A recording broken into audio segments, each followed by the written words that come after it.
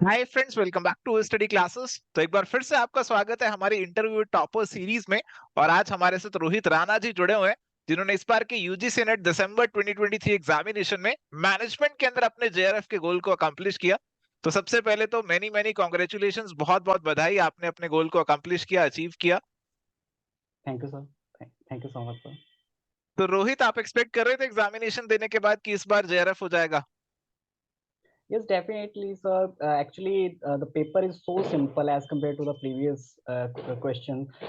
Previous years के जो questions मैंने MCQs में लगाए थे और previous attempts जो थे, उसके comparatively ये वाला जो attempt था, वो इसमें पेपर इजी था as compared to previous. So that's why मैं ऐसा भी expect कह कर रहा सकते था हैं कि कि पेपर इजी था, और ऐसा भी कह सकते हैं कि इस बार आपकी मेहनत डबल ट्रिपल थी, कुछ भी कह सकते हैं। या क्योंकि कुछ स्टूडेंट्स आर्ग्यू बिल्कुल। करेंगे कि इनको पेपर इजी लग रहा था बट पेपर मुश्किल था। देखो, it's all about your preparation. जिसने प्रिपरेशन या अच्छे से करी हुई है, पढ़ाई करी हुई है, उसको डेफिनेटली थोड़ा सा इजियर साइड पे लगेगा। जिसने नहीं करी हुई, फिर उसे तो आसान क्वेश्चन भी मुश्किल लगेंगे। तो रोहित जी, जी आप सर। कब से इस एग्जामिनेशन की तैयारी कर रहे हैं? कब आपने डिसाइड किया था इस एग्जामिनेशन में अपियर करने का? सर आफ्टर द जॉब 1 या 2 इयर्स मैंने डिसाइड किया था कि एक्चुअली मैं एज़ ए रिसर्चर एक अपना करियर बनाना चाहता हूँ। तो ठीक है। उसमें मैंने डिसाइड किया था कि मैंने अब जो एज़ ए रिसर्चर मुझे फील्ड में जाना हम्म। है, पीएचडी करनी है। हम्म। तो हम्म। उसके रिगार्डिंग फिर जेआरएफ तो मस्ट है आजकल तो। तो फिर मैं राइट। लगातार उस पे ट्राई कर रहा था, तो मतलब मेरा जैसे 5th अटेम्प्ट में नेट निकल गया। उसके बाद हम्म। 6th अटेम्प्ट में, ये मेरा 6th अटेम्प्ट था, तो हम्म। मेरा जेआरएफ हम्म। क्वालीफाई हो गया। लेकिन मैं हम्म। कंटिन्यूअसली ऐसा था कि मतलब पहले 2 अटेम्प्ट तो मैंने ऐसे बिना पढ़े दिए थे। उस समय हम्म। मतलब जॉब भी मेरी चल रही थी, तो अभी भी जॉब जैसे चल रही है, तो उसमें ऐसा होता था कि मतलब जॉब्स में के साथ कंटिन्यूअस पढ़ने का टाइम जो है, वो हम्म। निकालना पड़ता है। तो हम्म। फिर धीरे-धीरे करते-करते जैसे कांसेप्ट क्लियर होते गए। और बट हम्म। मैं फिर भी कहूँगा कि विदाउट एवरेज स्टडी क्लासेस ये पॉसिबल हम्म। नहीं था। क्योंकि the faculty is very good. बहुत अच्छे से उन्होंने पढ़ाया और कांसेप्ट बहुत अच्छे से क्लियर हुए। सबसे बढ़िया मुझे वो लगा कि जैसे एक उसमें लास्ट में जैसे एक यूनिट कंप्लीट होने के बाद जो एक वो इकट्ठी वो एक वीडियो होती है कि जिसमें पूरा यूनिट का वो बताते हैं रैपिड शॉर्ट्स रिवीजन। में। तो rapid hmm. Revisions that is hmm. Very good कि उससे क्या हो गया कि एक जो आपने एक पहले कंसेप्ट डीपली समझ लिए, उसके बाद फिर जब उसको समराइज़ करने का समय आया, तो वो बहुत हेल्पफुल थी। तो रोहित, जैसे आप अभी बता रहे हैं कि आपको इतने अटेम्प्ट्स लग गए, जॉब भी आप साथ में कर रहे थे, तो क्या चैलेंजेस जी। आपने फेस किए इस एग्जामिनेशन में? जैसे इनिशियली आपने एमबीए किया, तो एमबीए के बाद यूजुअली होता है कि जॉब करनी है और प्लेसमेंट वगैरह की तरफ जाना है। तो फिर आपको जी। ऐसा क्या लगा कि मेरे को इस लाइन में आना चाहिए, रिसर्च में आना चाहिए? क्योंकि काफी सारे एस्पिरेंट्स हैं जो भी जॉब कर रहे हैं, और मे बी उनके माइंड में भी ये थॉट आ रहा होगा कि मेरे को भी इस लाइन चेंज करनी है, मेरे को एजुकेशन फील्ड में जाना है, रिसर्च फील्ड में जाना है। और वो डबल माइंडेड होंगे कि जाएं ना जाएं, जॉब छोड़नी चाहिए नहीं छोड़नी चाहिए। तो आपने क्या चैलेंजेस फेस किए और कैसे आप उनको डील कर पाए? थोड़ा सा उसके बारे में भी बताइए। एक्चुअली द चैलेंजेस तो वैसे होते ही हैं, कोई भी ऐसे जॉब है। हम्म। लेकिन हम्म। इसमें ऐसा था कि मुझे मतलब ऐसा लगा कि एज़ ए रिसर्चर एक उसकी लाइन अच्छी है, कि जिसमें वो हम्म। मतलब जो है कि जैसे जिस फ़ील्ड में उसने एमबीए किया है, तो उस हम्म। फ़ील्ड में वो क्या कंट्रीब्यूशन कर सकता है कि एज़ ए रिसर्चर। जैसे मैंने फाइनेंस में एमबीए किया, तो फाइनेंस में हम्म। अभी बैंकिंग के ऊपर काफ़ी रिसर्च हम्म। हुई है। ये और हम्म। बहुत सारे फ़ील्ड हमारे सोसाइटी में एज़ ए प्रॉब्लम्स बहुत सारी होती हैं। तो हम्म। उस पे आप हम्म। रिसर्च कर सकते हो। और being hmm. As a researcher आप जो है मतलब मैं कह सकता हूँ कि नेशन के प्रति भी एक मतलब अच्छा कर सकते हो कि आप अपनी सोसाइटी की तरफ क्या कंट्रीब्यूट कर सकते हो। तो as hmm. A researcher it's a very good. मुझे ओके। ये लगता है ओके। कि मतलब और हाँ जी, यस। आपको लगा कि ये और एक दूसरा मोर मुझे मीनिंगफुल प्रोफेशन है, आप कंट्रीब्यूट बेहतर कर या पाएंगे सोसाइटी के? जी, जी, हम्म। जी। जी, ऐसे कि सोसाइटी की तरफ कंट्रीब्यूट बेटर कर पाएँगे। और दूसरा हम्म। ये था कि मतलब मैंने ड्यूरिंग द जॉब तो मैंने रिसर्च आर्टिकल्स मेरा 1-2 पब्लिश भी किए थे मैंने। उसमें से एक हम्म। आर्टिकल स्कूपर्स में भी छपा था। तो जब मैंने ओके। वो उसको किया जॉब के साथ जब है, उसमें स्कूपर्स में जब पेपर छपा, तो उसके बाद थोड़ा ऐसा हो गया कि ये जॉब जो है मतलब ये जो प्रोफ़ेशन है, दैट इज़ वेरी गुड, हम्म। ये मेरे से रिलेटेड है। तो जब हम्म। मेरे से रिलेटेड ऐसा था कि मेरा मन इसमें काफ़ी लगा कि ये एक लाइन हम्म। बहुत अच्छी लाइन है, जिससे कि हम्म। हम हम्म। अपनी सोसाइटी में जो है वो एक अच्छा कंट्रीब्यूशन दे सकते हैं hmm. Being hmm. As a researcher. Hmm. जी। तो आप जब जॉब कर रहे थे, आपने रिसर्च आर्टिकल्स लिखे और वहीं से आप प्यार में पड़ गए रिसर्च के साथ? और फिर इस यस सर। एग्जामिनेशन के पीछे पड़ गए। तो पहली बार में तो आपको प्यार नहीं मिला, बट उसके बाद आपने हिम्मत नहीं हारी। But what kept you yes sir. Motivated कि चलो ठीक है, आपको रिसर्च इस लाइन में जाना था, और काफी सारे एस्पिरेंट्स होते हैं कि एक दो तीन अटेम्प्ट दे दिए उसके बाद हाथ खड़े हो जाते हैं, उसके बाद सर बस कर देते हैं। बट आपको क्या ऐसा मोटिवेशन मिलता रहा कि नहीं, मुझे अभी भी मेहनत करनी है, कुछ अभी भी कमियां हैं मेरे अंदर जिनको मुझे इम्प्रूव करना है, सुधारना है? तो ऐसे क्या चीज आपको मोटिवेट करती रही बार बार?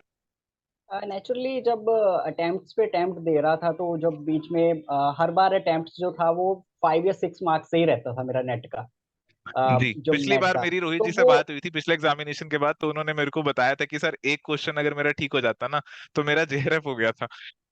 तो यस वो सर। चीज ना, बहुत कई बार ऐसा फील कर लेते हैं लोग, अरे यार एक क्वेश्चन से रह गया, पता नहीं हो पाएगा कि नहीं हो पाएगा।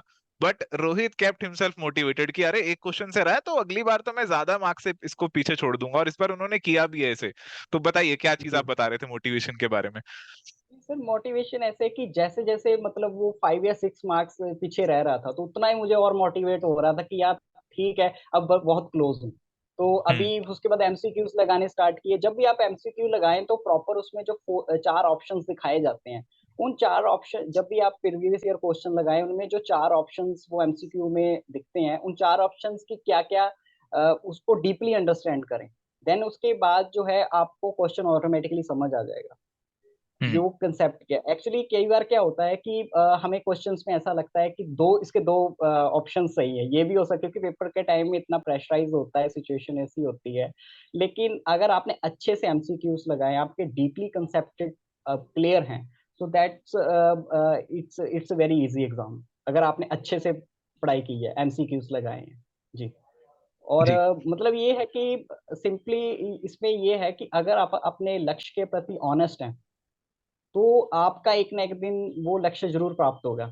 वो डिपेंड हम्म। अपॉन करता है कि आपने कितनी मेहनत से उस चीज़ को जो है, हम्म। उस हम्म। पे कितनी मेहनत की है अपने उस पॉइंट हम्म। पे। हम्म। हम्म। अगर आप किसी चीज के लिए सीरियस हैं और आप उसके लिए एफर्ट करते रहेंगे, तो एक ना एक दिन आपको जी, डेफिनेटली मिल जाएगी। तो रोहित हमारे सामने जी, क्लासिक एग्जांपल है इस चीज के। तो रोहित, जैसे आपने बताया कि प्रैक्टिस और प्रीवियस ईयर क्वेश्चंस आपने इन पे भी फोकस किया, तो आपको क्या लगता है कि प्रीवियस ईयर क्वेश्चंस का कितना इंपॉर्टेंट रोल है इस एग्जामिनेशन में?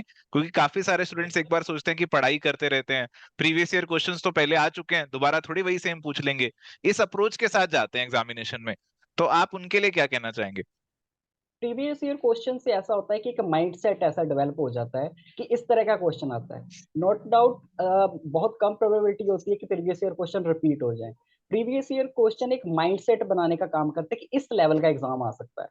और जितने ज्यादा आप लगे, क्योंकि जैसे ही आप लगाने की कोशिश करोगे प्रीवियस ईयर क्वेश्चन, आपका माइंडसेट ऐसा बन जाएगा, आप एमसीक्यूज लगाओगे, आपका माइंडसेट इस तरह का बन जाएगा कि पेपर में अगर उस तरह उस लेवल के क्वेश्चंस आते हैं, तो आप इजीली उनको हैंडल कर सकते जी जी जी जी, बिल्कुल। हो। और रोहित जी, जैसे आपने पेपर वन पेपर टू दोनों की तैयारी करी, तो आपको क्या लगता है कि किस चीज पे आपका ज्यादा इम्फेसिस रहा, और कौन C paper one paper two किसके अंदर आपको लगता है कि आप थोड़ा सा एफर्ट डालें तो जेआरएफ के ज्यादा करीब आप पहुंच सकते हैं?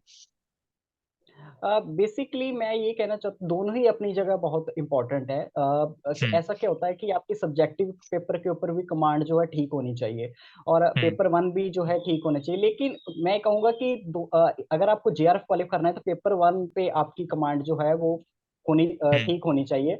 और हम्म। कहीं ना, जैसे अब मेरे में ऐसा था कि एवरेज स्टडी जैसे मैंने क्लासेस जो ज्वाइन किया था, तो hmm. The faculty is very good, and the proper support. उन्होंने जो डाउट्स थे, जब भी मैंने उनको व्हाट्सएप पे डाउट भेजे, तो विद इन 5 या 10 मिनट्स के बाद मेरे डाउट्स क्लियर हो जाते थे।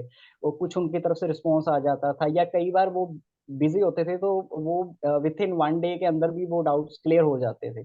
तो वो जो डाउट्स क्लियर होते थे प्रॉपर, उससे क्या होगा कि एक सिलेबस पे आपकी कमांड बन जाती है। जैसे आपने जैसे कोई भी बंदा अगर किसी और फील्ड में करना चाहता है, जैसे मैनेजमेंट में है, कोई कॉमर्स में करना चाहता है, तो वो डिपेंड अपॉन करता है कि उसकी सब्जेक्टिव नॉलेज किस तरह की है। क्योंकि हम्म। और क्योंकि पेपर वन में तो ऐसा है कि आपको एज ए आपका क्वांट भी, मतलब अगर आपका पेपर वन जो है इतना इफेक्टिव नहीं है, लेकिन आपका subjective paper is very good, आपको पूरा अपना पेपर आता है, तो definitely you will get the JRF. Hmm. तो बिल्कुल दोनों पेपर्स की अपनी अपनी इंपॉर्टेंस है, ऐसा भी नहीं कह सकते अपनी कि अपनी। पेपर वन को जी बिल्कुल जी इग्नोर कर दो। और सब्जेक्ट पेपर तो ये आना ही चाहिए। अगर आप जिस सब्जेक्ट बिल्कुल। की तैयारी कर रहे हैं, उस सब्जेक्ट में आगे बढ़ना चाह रहे हैं, रिसर्च करना चाह रहे हैं, वो सब्जेक्ट तो आना ही डेफिनेट। चाहिए। Basic definitely. कंसेप्ट तो कम से कम क्लियर होने चाहिए। तो बहुत अच्छा लग रहा जी। है रोहित जी से बातचीत करते हुए। तो रोहित जी, कोई ऐसा फिक्स्ड आवर्स ऑफ स्टडी भी था आपका कि डेली आप ऐसे 8 घंटे पढ़ेंगे, 10 घंटे पढ़ेंगे, 12 घंटे पढ़ेंगे, कुछ ऐसा था?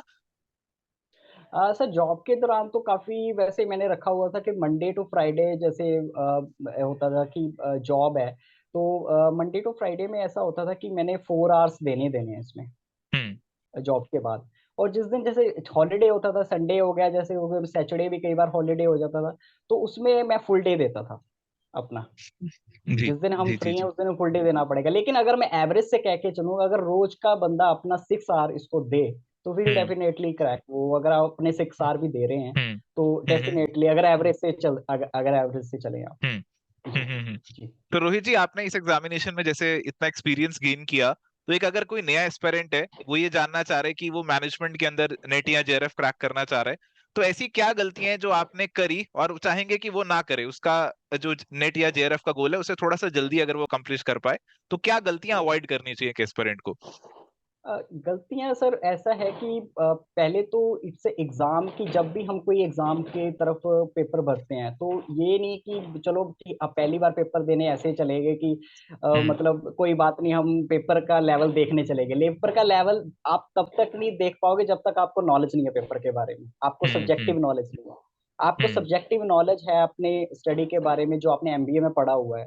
अगर आपको वो कंसेप्ट अच्छे से आपने क्लासेस लगाई हुई हैं, आपको पता है, तो आप पेपर का लेवल चेक कर सकते हो। और दूसरा ये हम्म है कि अच्छे से मतलब इसमें ये मिस्टेक्स नहीं करनी चाहिए कि इसमें जो है आप अपना बेस्ट दो। मतलब इन द सेंस है कि जितना जब भी आप प्रिपरेशन कर रहे हो, तो वो बेस्ट तो एक अच्छा कोई, मैं तो कहूँगा कि मेरे बिना लिए तो प्रिपरेशन।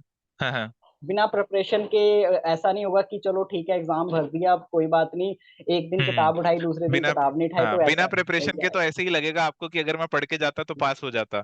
जब पढ़ बिना के जाओगे तभी प्रिपरेशन एग्जैक्टली आपको पता चलेगा कि लेवल क्या है इस एग्जामिनेशन का। तो बहुत अच्छी बात या है रोहित जी हमें बता रहे जी, हैं। जी जी, जी। जी। तो रोहित जी, अभी आपने ये वाला गोल तो अकम्प्लिश कर लिया है, आगे आप बता ही रहे हैं हाँ, कि रिसर्च वाली लाइन में जाना चाह रहे हैं, तो यही जी। प्लान है आपका इमीडिएट अभी?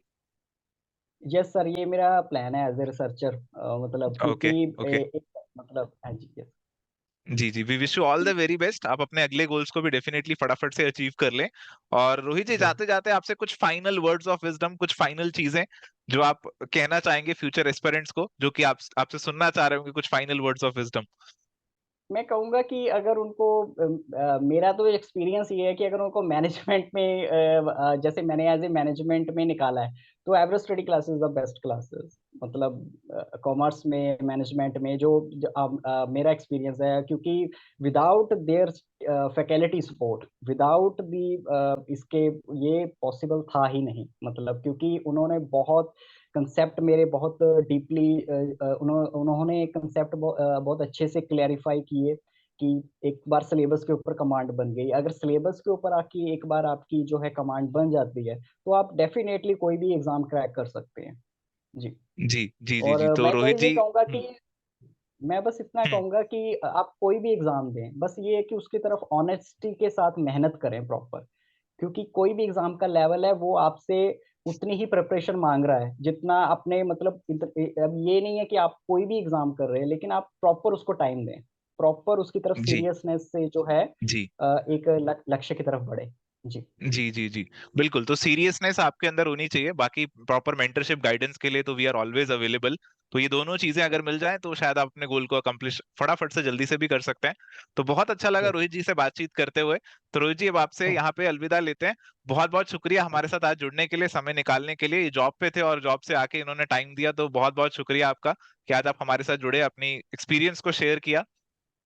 Thank you sir. Thank you so much sir. चलिए, तो आपसे आज बात के करके सेशन बहुत अच्छा लगा sir. Most welcome. We are जी, वेरी ऑब्लाइज्ड कि रोहित जी आज हमारे साथ जुड़े और उन्होंने अपना एक्सपीरियंस शेयर किया। तो आज के सेशन को जी। यहाँ पे कंक्लूड करते हैं जी। मिलेंगे नेक्स्ट सेशन में एक नए टॉपर के साथ, नई बातें डिस्कस करेंगे। Till then, good bye, take care, all the best.